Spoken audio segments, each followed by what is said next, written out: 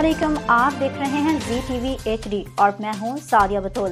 सबसे पहले शामिल करेंगे आज की अहम खबरें। वज़ीर आला पंजाब मरियम नवाज का सुथरा पंजाब मुहिम नाकस पॉलिसी की नजर होने का इम्कान।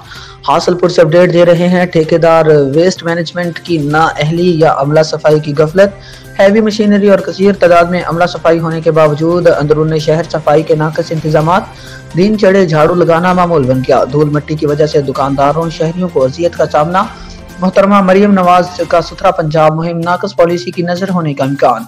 हासिलपुर ठेकेदार वेस्ट मैनेजमेंट की नाअहली या अमला सफाई की गफलत। हैवी मशीनरी और कसीर तादाद में अमला सफाई होने के बावजूद अंदरून शहर सफाई के नाकस इंतजाम, कूड़े के ढेर बरकरार। शहरियों और दुकानदारों का कहना था कि दिन चढ़े झाड़ू लगाना मामूल बन गया। धूल मिट्टी की वजह से दुकानदारों और शहरियों को अजियत का सामना।